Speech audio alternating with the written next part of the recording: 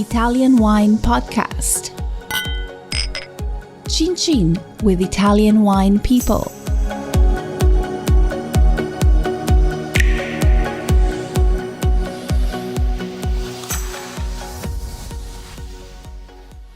Hello, this is the Italian Wine Podcast. My name is Monty Waldin. My guest today is Luigi Rossi of the Volpi Winery in the Veneto region of Italy.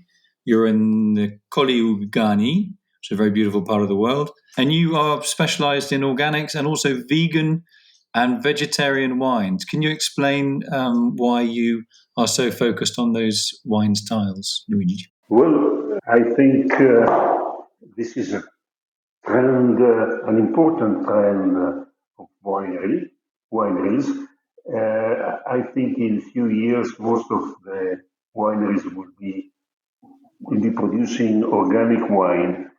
And to me, it is important also the vegan wine. There is not much difference, but the reason why I like that is that I think environment and health of people is very important. So we thought we wanted to invest and we wanted to go further along on this way of thinking. I mean, this year we shall begin the not products, but machinery which don't need any product to treat the vineyards. It will be done by UV, ultraviolet, and we shall start in a few weeks. The idea is, even if you don't use chemical things, copper is certainly a heavy metal that prevents the ground to be generous, and it is not good on the health of people. Just going back to the vegan aspect. So we know that the beef industry is not great for the environment in terms of the grain. You know, like I think it's 8 kilos of grain produces 1 kilo of meat. So is your main thing is not that you don't like eating meat, but you don't think that using products from animals is environmentally sustainable, as well as obviously not always being good for the animals? Well, believe me, I am not an extremist. I do not like to exceed in any sort of ideas. I don't think it's bad to eat meat, but we should eat less. I don't think it's bad to eat, but we should do more attention on what we do. We should live this sort of world in a better way than we found it to our sons and daughters. Mm-hmm. So when did you start making? When did you start? Your estate is certified organic. Let's just talk about the estate. Where is your vineyard? What are your main grape varieties in the Colli Euganei? Well, you see, I started producing wine as a hobby, and I started with a very small piece of land. So it is the characteristic that prevented this area to be an important area on wine business. The small property, there were a lot of small areas. The families divided in small pieces, the ground and the vineyards, and they had not enough economical situation to produce good wine. I mean, it is wineries are industries which require investments, and it is not always easy. So when I started, I bought a piece of land which was small, and then another piece, and then another piece. And I'm saying this to explain that we don't have one quality of wine, or of vineyards, but we have many, probably too many or too much too many qualities, and we shall rationalize it in a short while. But at the moment, we keep everything we have bought. So today we have international grapes like Merlot, Cabernet, Carmener as red wines. And then we have as white wine. Here the situation is quite different because we have Moscato Fiordarancio, which is typical of the area, and Incrocio Manzoni, which is very typical of the area. And then we have some Chardonnay, some Pinot Noir, which we make white wine with. Let me see if there are other important. We have some other things. Luigi, in terms of your wine range, you have the vegan wines, etc. What are your main markets for wines that are organic and vegan? Is it Germany? Is Germany your biggest market, or is it domestic Italy?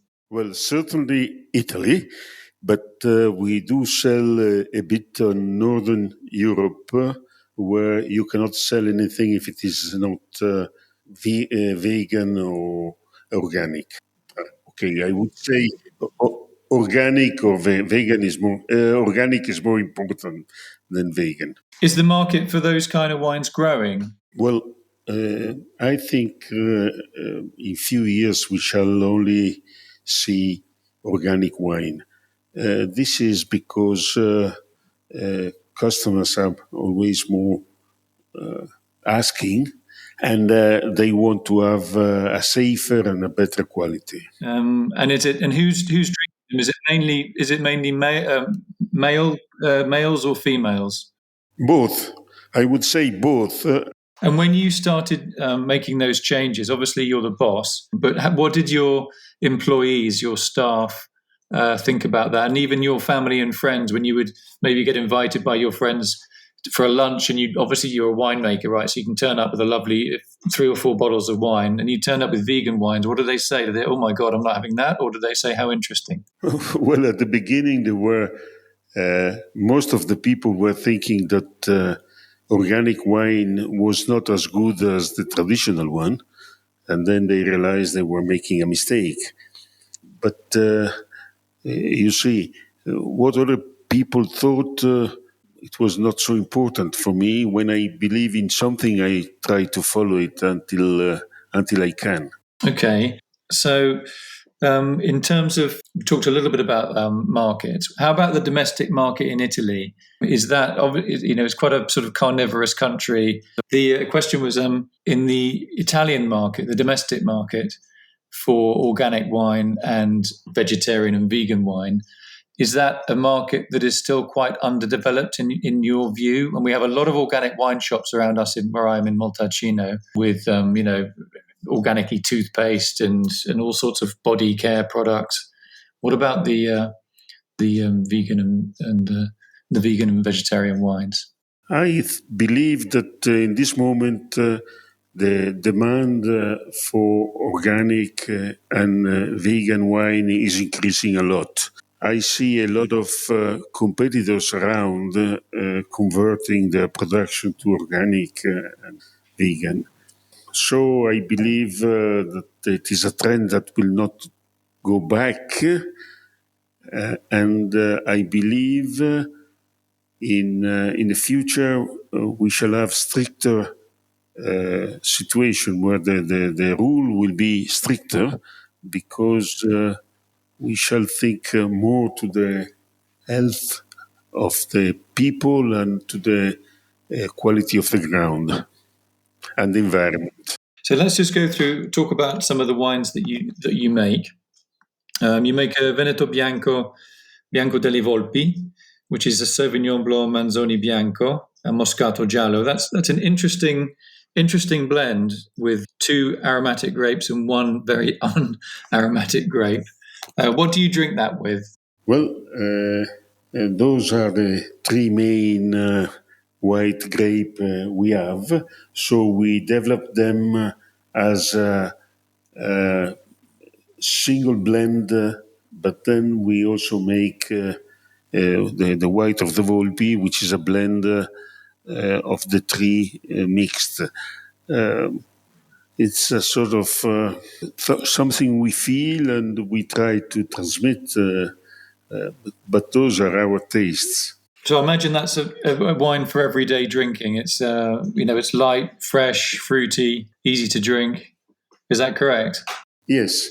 Let's say that the terroir around here makes very much salty, full of taste and aromatic goods. And you have in all kind of grapes the flavor of orange flowers and lemon flowers and salvia. I don't know how to translate it. But you're on volcanic soil, aren't you? You're in the Colli Euganei, the Euganean Hills. So that must have an effect on your wines, yeah? Absolutely.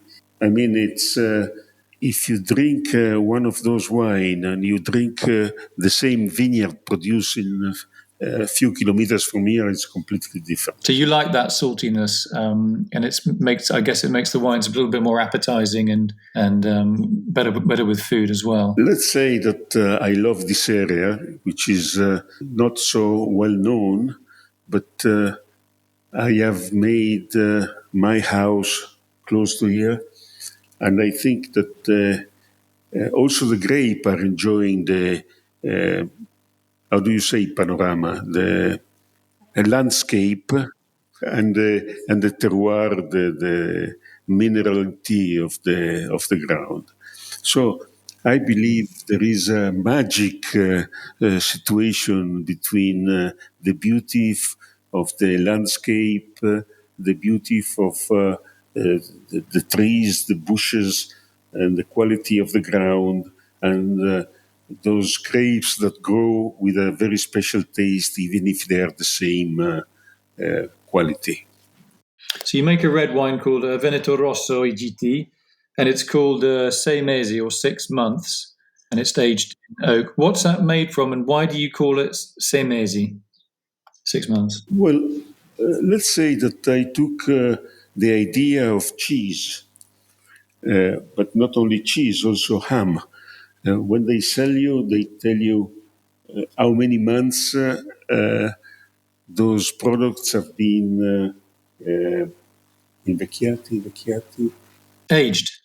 So I've taken the idea, and in all the line we have the months of l'invecchiamento. Yeah, the aging, yeah. Seasoning, how many years of seasoning, how many months of seasoning we have for the wine. So the name of the wine is 6 months, 8 months, 12 months, 24 months, and 36 months. So, and you make, so you do you do a Merlot with 8 months. And you say that the Merlot comes from Mount Rusta and Mount Peraro. Are they both volcanic as well? Are they volcanic peaks, those areas? All the group of hills around here are volcanics, and they are similar. What is your favorite food dish with the Cabernet Franc? What do you like having with the Cabernet Franc? Let's say a goulash, a roast meat, some very strong cheese. Do you have any cheeses from the area that are quite spicy, quite strong in flavor? Yes.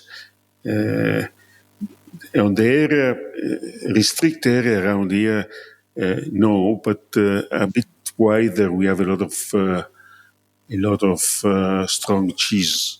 What about the final wines? You make the Colli Euganei Fior d'Arancio, which is a very sweet wine. Can you tell us what that is made from? Which Moscato is it made from? And how sweet is it? Fior d'Arancio is not necessarily sweet. We produce some very dry Fior d'Arancio, which is my preferred wine. It is a white wine, very aromatic, which is fantastic with asparagus I don't know how to say asparagus. It's fantastic with oysters and fish, but also as aperitif.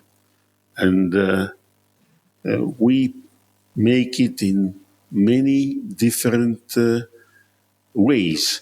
So we make the sweet ones sparkling. So we make the pasito. We make the dry one, as I was describing. We make the sparkling wine metodo classico. So for the sparkling wines, you make a Prosecco DOC Brut extra dry, 100% glera. When you say extra dry, what do you mean by that? Well, there is a disciplinare which says how many grams of sugar you have to have, and we put ourselves just on the middle, not too sweet though. I mean, is there a big difference between the Brut extra dry and the extra Brut, those two Prosecco? Well, yes. Now I don't remember exactly the number of gram of sugar there is, but on the extra dry, I believe there is 5-6 gram of sugar per liter, while on the other one you go to the 10-12. And what about the spumante? You make Colli Euganei Fior d'Arancio Spumante Dolce DOCG Fior d'Api, which is the api are the bees. How sweet is that one? That Moscato Giallo. The sparkling one is quite sweet, but the sweetness of that Moscato is balanced by a very good acidity, very high acidity, which is compensating the sugar left. And so you have a wine for dessert, which is sweet, but not too sweet. Fior d'Ape, sparkling Fior d'Ape, has 11 grams of sugar per liter. And we choose the name Fior d'Ape because especially on the dry version, not sparkling, people didn't believe that it was a dry wine. So we had to choose, instead of Moscato, we put Fior d'Ape as name of the bottle. And this is the reason. But this is the only really typical wine of the area. And it is an important wine. Yeah, and the pasito, the still pasito has about 120 grams of residual sugar, which is obviously pretty sweet. Okay. Is there anything else? Is there anything that we've missed? May I say something about the red wine again? I think that the best expression of the area, in any case, is the red wine, which comes through the quality of wine. Merlot and Cabernet are the best product of the area, and cutting them together as taglio bordolese, we can make a very good product. This is a bit the characteristic of the area. Okay. Just like to say thanks to my guest today, Luigi Rossi of the Le Volpi Winery in the Veneto, in the Colli Euganei, on those wonderful volcanic soils. It's been a pleasure to meet you. I thank you very much. We wish you and your team every success in the future.